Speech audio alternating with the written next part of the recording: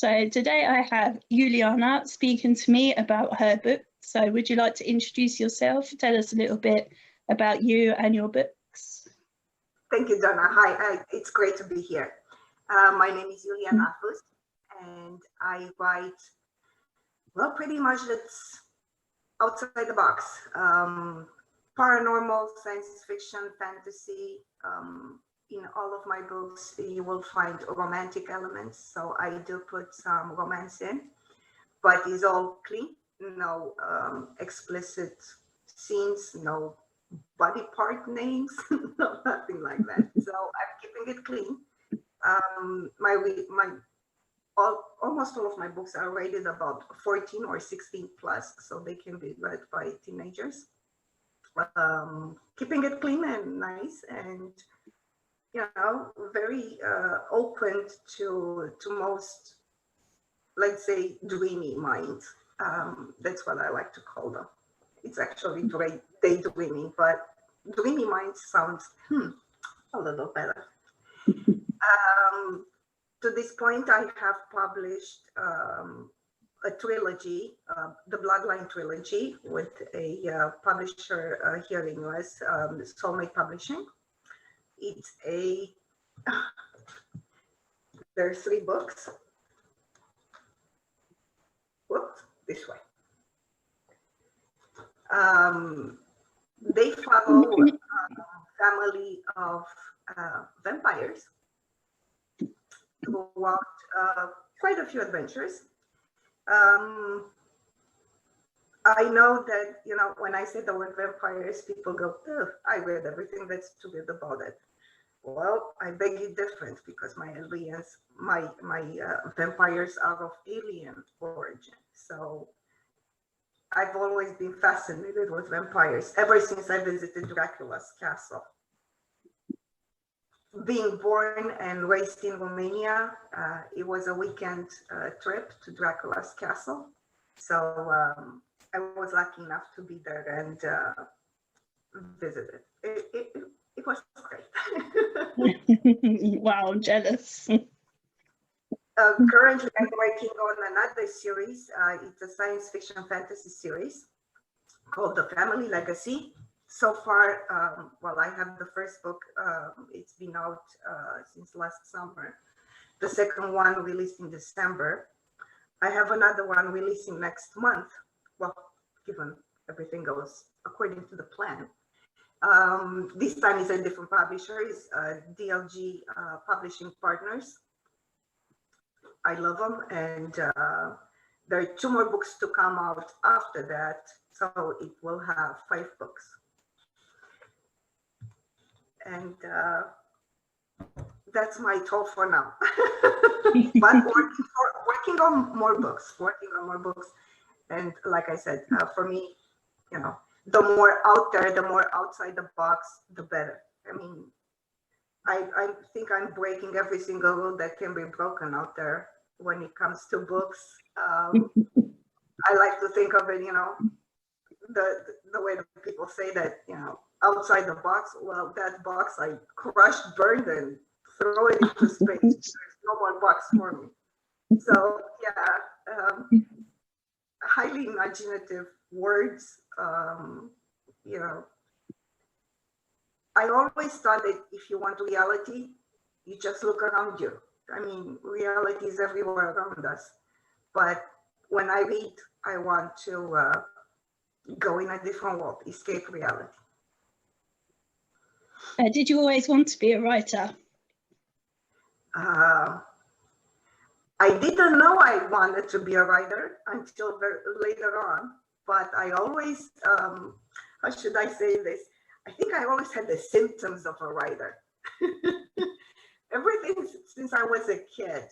So we had in school, mandatory literature that we had to read certain books for school. And every single book I read it, close it, I go, yeah, that's not how I would have done it. I always change either the end or the middle or names. Yeah, that guy shouldn't be named that. That one should be done this one. So I was like fan fiction since since I was 8, 9 years old. I was never somehow satisfied with the way a book was. I always wanted it to write it different. So I've done a lot of daydreaming because of that, and I got in a lot of trouble as a kid. I thought that I wasn't paying attention. Actually, my mind was making stories. But starting to write, I didn't start writing seriously, and I mean in English, because English is not my first language, until about 5, 6 years ago. So what made you take the leap to doing it properly? I started slow, okay? But first, I had to learn English well enough to be confident that I could write in English and make some sense, because I believe everyone can write in any language if they want, but it won't make any sense. So I started small with writing fan fiction, and for years and years, I've been playing computer games online. So I used to play World of Warcraft. That was the first bigger game that I played, and that's where I actually met the love of my life, my husband. We bonded over killing monsters. And after that, I played Star Wars, the Old Republic, and that's the one that actually gave me all sorts of ideas, and I started writing fan fiction for it. On fanfiction.net, I have 2 stories with a total of almost 600,000 words. So I've been busy for a couple of years with those, and then I go, now enough with this world that they already created. Let's make up my own world. So I started writing, and of course, at the beginning, I didn't know what I was doing. I didn't know that it had to, every book needs to have a certain structure and certain things. I was just writing, say, intuitively. And then I took some creative courses, and my eyes opened. I go, oh my God, I've been doing everything wrong. So,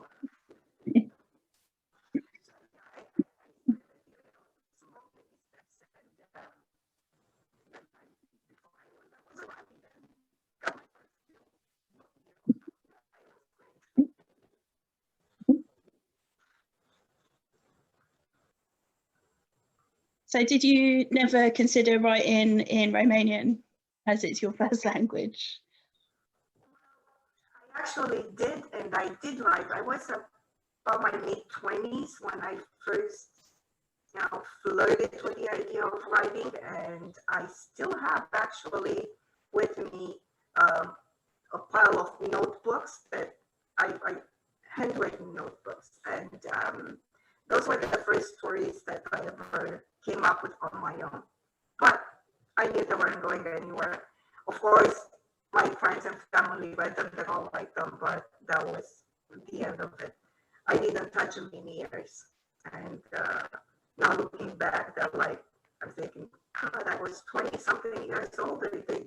They sound like I was like 5. So yeah, it's been fun writing them. But anything worth keeping or mentioning other than the sentiment of that. Hello, Iuliana. So I was talking to you about your journey to writing. So I'll ask again, because I don't think we quite got it before. What advice would you give to people if they want to start writing, and especially if they want to start writing in their second language? Well, I always thought that if you have a story to tell, you should do so. Tell it. Right. Don't let any setbacks discourage you. It's not an easy road. It's not a fast one. And it's definitely not a social kind of environment. Any author would confirm this is a very solitary profession. you sit in front of your computer or typewriter or notebooks or whichever way you want to write and stare at it, and you have very little contact with the outside world, unfortunately. But writers in general, they're a little differently wired, let's say. And we don't mind it. We actually enjoy exploring the worlds inside our heads. So if there's something there that needs to come out, do it, write it, and go for it. Now, if you're writing in another language than your first, expect some more obstacles than any other regular writer in your way. I mean, there are times when you'll be frustrated, when you'll ask yourself, what have I gotten myself into? Why do I do this? It makes absolutely no sense. Just hang in there. Try to look at it as every day learning something new, either a new word or a new rule, or you'll get the hang of where to put the commas. You know, it's a long journey, but if you really, really have a story that needs to be told, you'll enjoy it. Were you a big reader growing up? Pardon me? Were you a big reader growing up? Growing up, I was a daydreamer. And that got me so much trouble. I'm not even going to start on that. I've always when I read something, I want to escape reality, right? If I want reality, look around, it's right there. That's why I like to read books that take me in another world, take me away.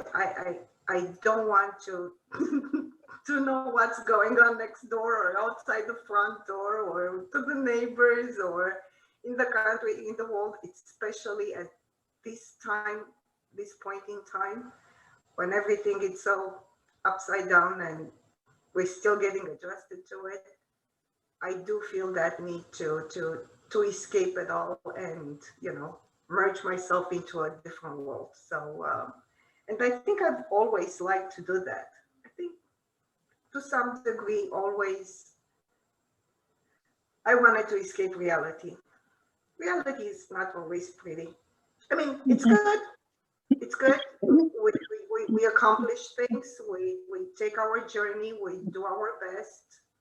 But yeah, sometimes we do need that escape. Are there any authors in your genre that you aspire to write like, or you know, that have inspired you? Growing up in Romania in the communism period of time, it was difficult to read anything that was not Romanian authors. There were some, but translation, and the translations, of course, they were curated and cleaned to fit the political views of the regime that was in power at the time. So I didn't trust them much. But around my mid-teens, I want to say 15, 16, I discovered that there was actually a black market for books. And the way the books look, they didn't look like books, they looked like manuscripts. So people that, let's say, were fluent in English for whatever reason, well, there weren't too many, they would translate books, and there would be, you know, regular paper just typed and holes in it, tightened with the string to keep the pages in order. And that's how I've read, you know, The Three Musketeers, and After 20 Years, and the one that really, really, really influenced me, I want to say, was Gone with the Wind. And Margaret Mitchell was my author that I first fell in love with. I mean, I always thought when I grow up, I want to be like her. So I want to say that, yeah, Margaret Mitchell and Gone with the Wind were the ones that make me think that, writing could be something I'd like to do. Although in the reality of the world I lived in, everybody told me, get a. So I did get real jobs until a few years ago, and I said, you know what, I'm gonna go for that writing. Would you consider writing in any other genres? I actually tried to write contemporary. That was one of my first attempts. And I failed so ungracefully at it. I do need to write science fiction, fantasy, paranormal, like anything that's outside the box, because I don't like rules, I think. Writing contemporary or historical or even crime fiction or anything else, you have certain rules that you have to follow.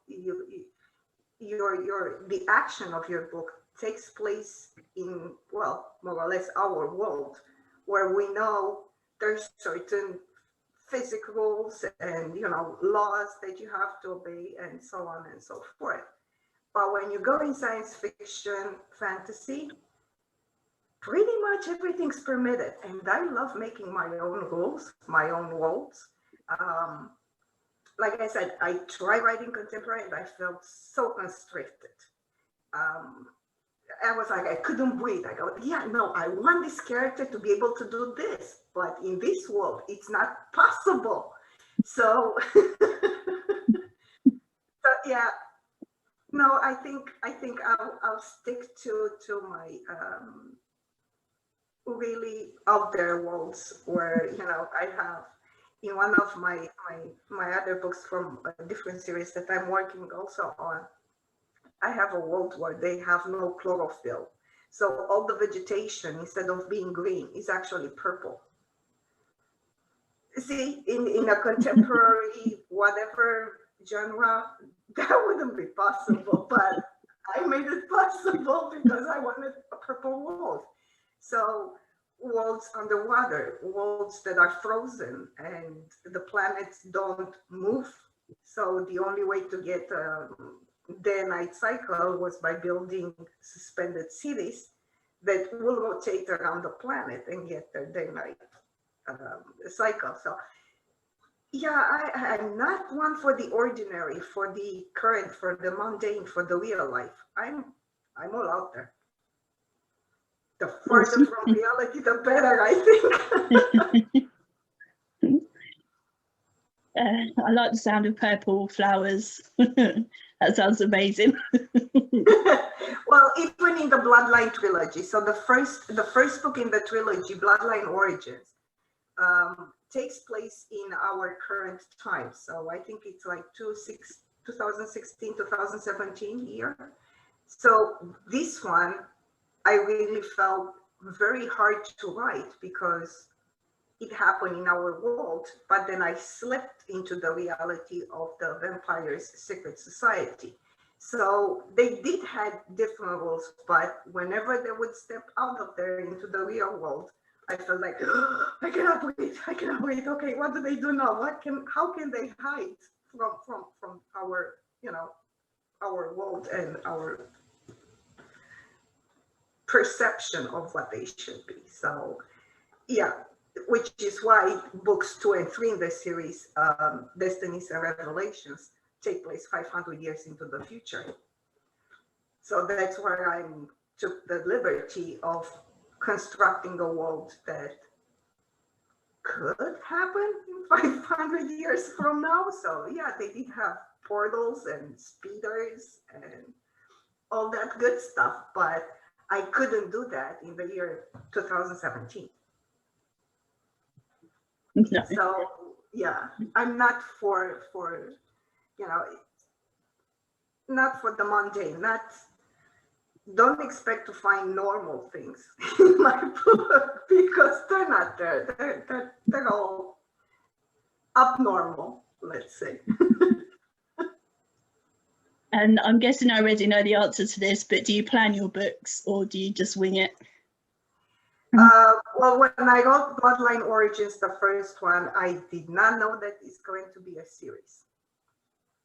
But during the revision process, I figured, okay, I kind of like these characters, but how do I bring them back?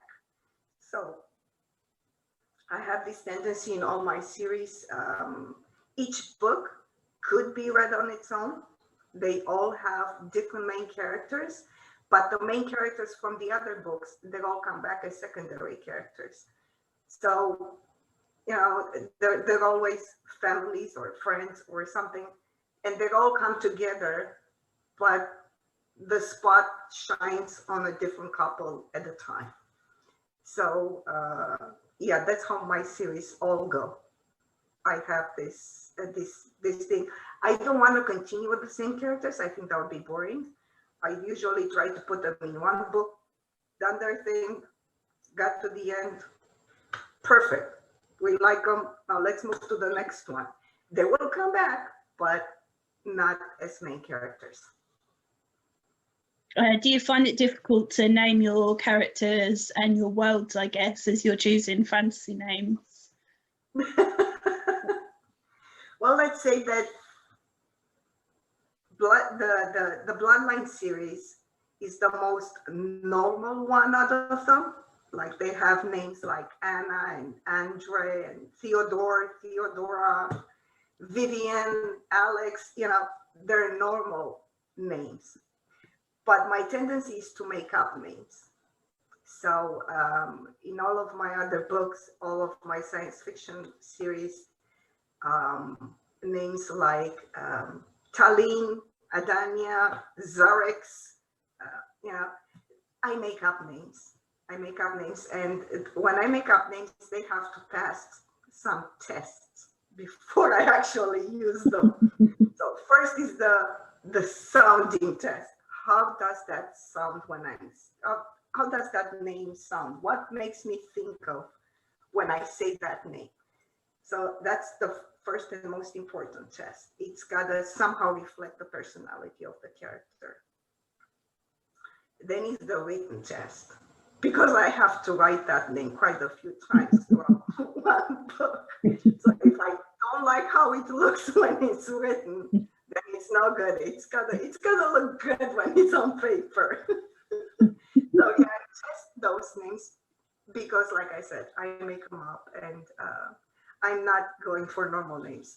In the Bloodline series, I was kind of forced into that avenue because of the first book in the series, and I had to stick to some names, although Theodore and Theodora are not quite the most common names, let's say. But still, I had to use, you know, names that exist in our world. The other ones, not so much.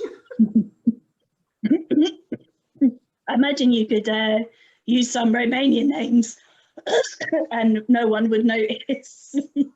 Actually used a couple, like I think I have a Krina in one of the books, and I don't know, even in the Bloodline series, I have Gabriel and Mihai, which are Romanian names. Anna, that's my mother's name. So the first book, I wanted to use her name. At the moment, you're based in America. Do you have a lot of British fans or worldwide fans? I have no idea. I am not a self-published author, so I'm not an indie in the true sense. All my books have been published through publishing houses, so I don't have access to see where the readers come from. The only way I can figure out somewhat is where I get reviews from, because the reviews will show on on Amazon under the respective country. So I do have some reviews from UK. I have some from Canada. Of course, most of them are from US, but other than that, I have no idea who's reading my books.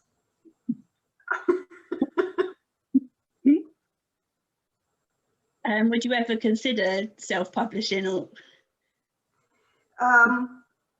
No, and that's because it's not an avenue I want to pursue. My biggest dream is to get the next series that I'll be working on, a series of 7 books called Star Class. It's all also Star Class science fiction. I want to get an agent and hopefully get into one of the big 5 publishers. And the absolute dream is to have any of my books made into a movie or TV series or anything like that. So I think that for what I want for my writing career, it cannot be accomplished through self-publishing. Does your husband read your books? No. He's incredibly supportive of me and of all of my efforts and everything I do. But no, he's not reading them. Although I don't think he has to, because it's pretty much everything I talk about. We're having dinner and I talk about my plot. Or I tell him, you know, I have this character doing this and I want him to do this, but I don't know how to get it there. So sometimes he tells me, well, what if you do that? Or what happens if, you know, don't do that and do the other stuff instead? And I go, yeah, that's an idea. There you go.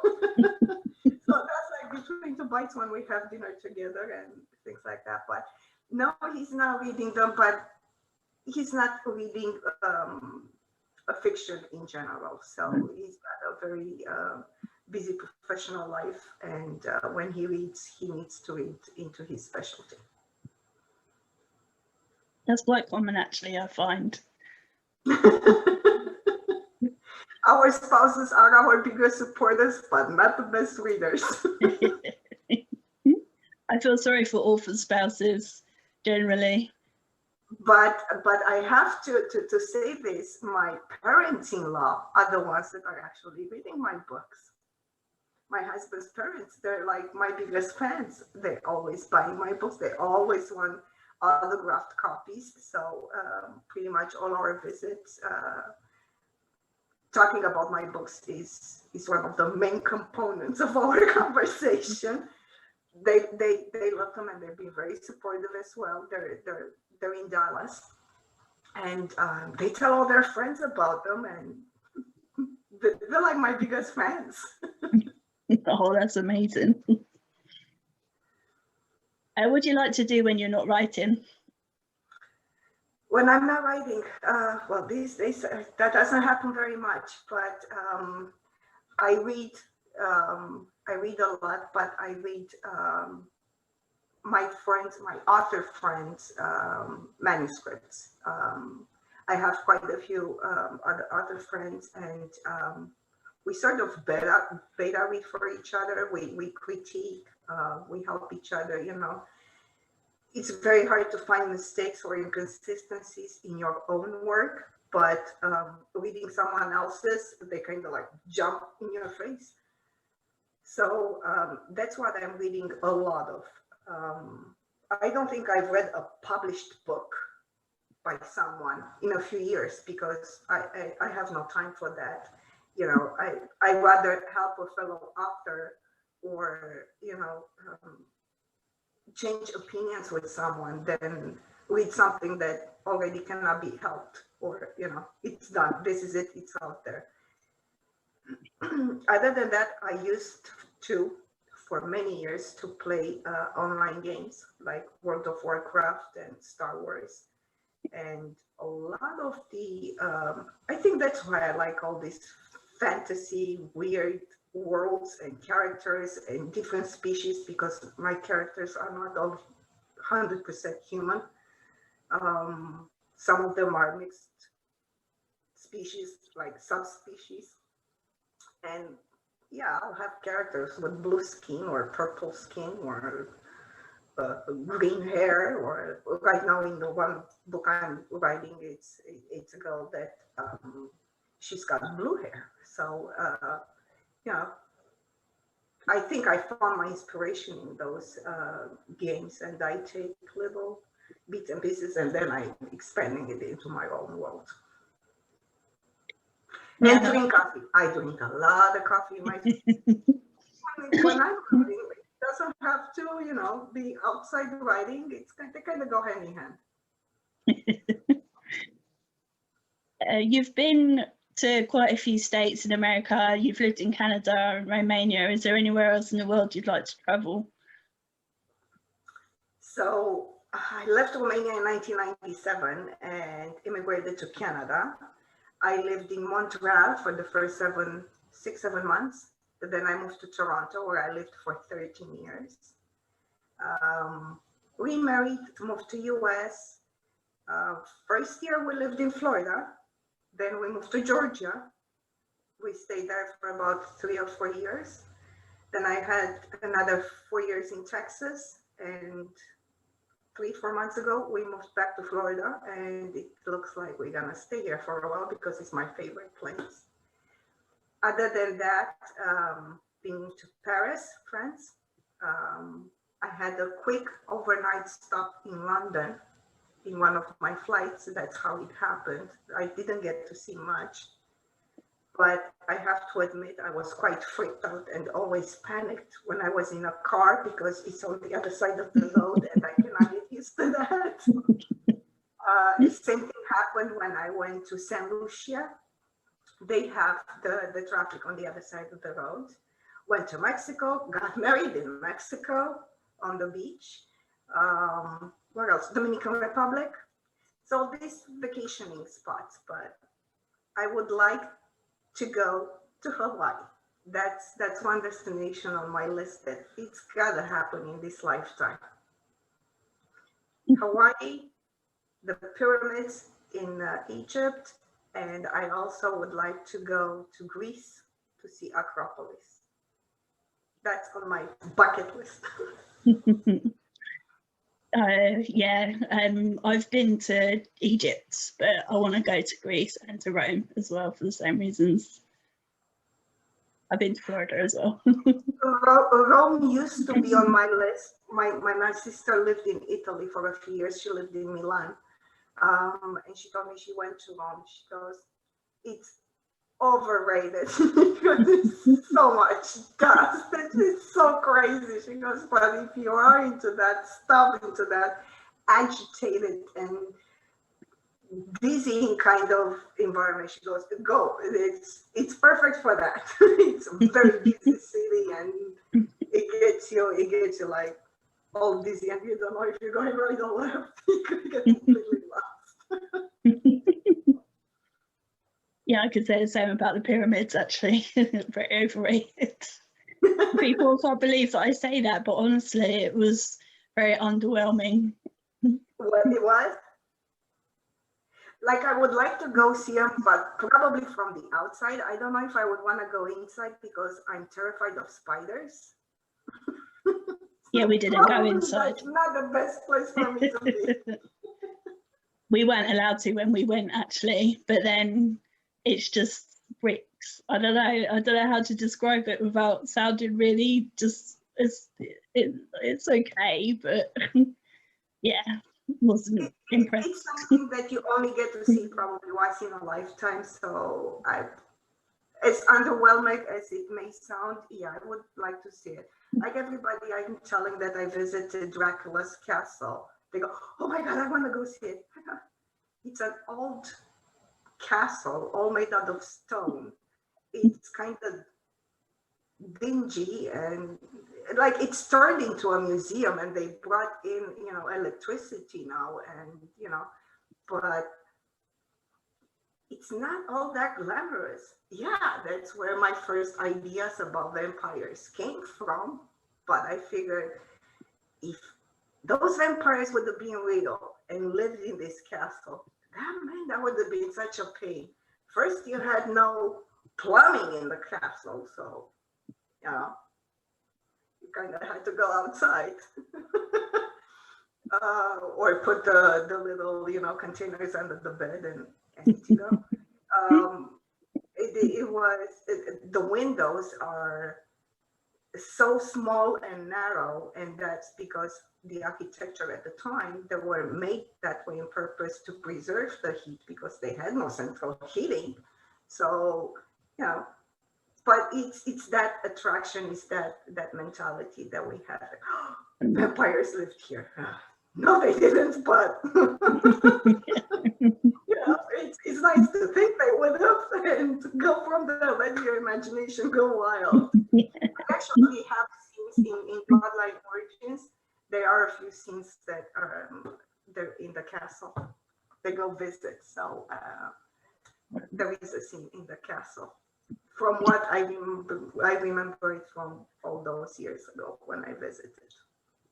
And my biggest no-no in that castle was this a bridge they have over one of the courtyards that has a well in the center, and it connects two towers, and it's one of those rope bridges. And I don't like heights, so I completely refused to go across on that. I just went back down the stairs through the courtyard and meet the rest of the group in the other tower going the long way. I was not going to go on that rope bridge. It didn't look safe at all to me.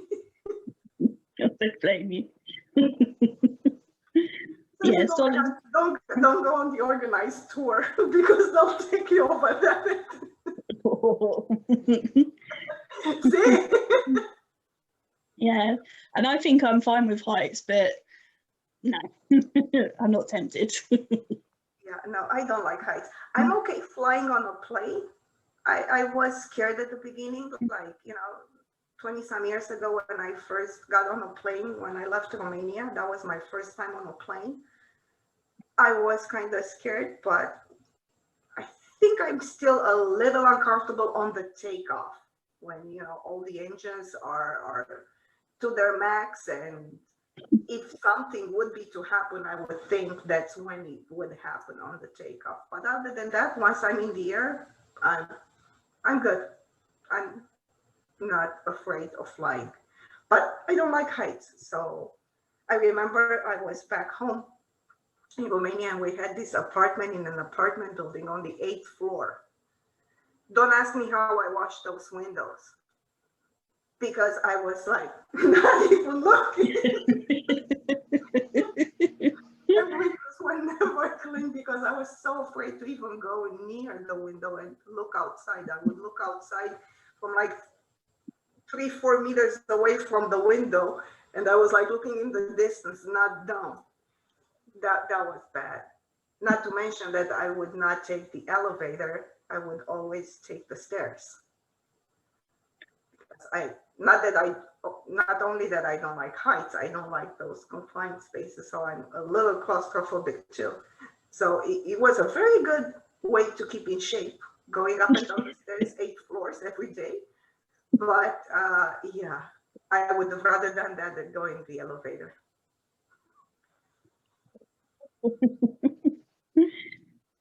If you were to have a superpower, what superpower would you have? Oh my God, my superpower. All my ideas to turn reality. Oh no, that would be the end of the world, trust me. But I think I'm torn between being able to read everybody's mind and flying. Can I have two? Yeah, I suppose you could be a mind reading, flying superwoman. Then I'll go with those. That's cool, actually. I think I might join you.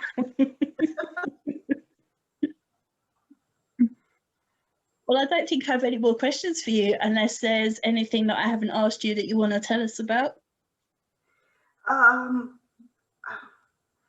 What do I want to tell you about? I don't know. I'm pretty much an open book. Anybody can ask me anything. I mean, even after you post this interview, if anybody watches it, you think you want to ask me something, please don't be shy. Ask me.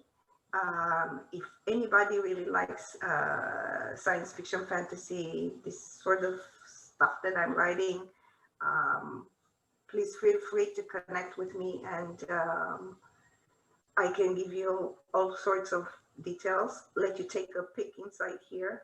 Trust me, sometimes it's not pretty what you see there. But it's a very interesting place to be. You know, the other day I saw that it's a funny meme that goes on Facebook. Don't walk in my shoes for a mile. They'll do nothing. Spend a few seconds in my mind. They'll freak you right out. And that's quite applicable to me. I mean, yeah, my brain is wired different. I think different than most people. Yeah, you hear people, they're afraid of clowns, or they find clowns funny. But I'm very indifferent to them. I don't find them funny. I'm not afraid of them. They're just painted face people. I mean, look at all the women. We all paint our faces, right? So why would we be afraid of clowns? But yeah, no, I don't think there's anything else. Like I said, if anybody has any kind of questions, please feel free to ask. I'm pretty much an open book, and I hope to get to meet as many people as possible. Yeah, so do you want to just tell us where people can find out more about you?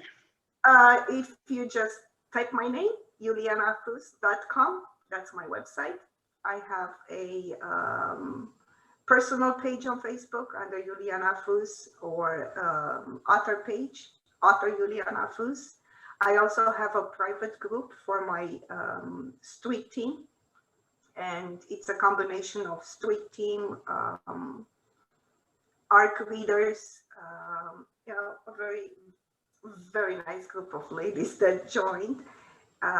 It's called Iuliana's Escape Room, and I named it that way, obviously, because that's why we all escape reality. We go there and, you know, we have fun. We let loose in that room. Husbands don't have to know. I have a monthly giveaway trivia kind of contest going on. At the beginning of each month, I post a question, and the answer, you can only find it if you read the one book that I'll tell you. It's the month pick. Like this month, it's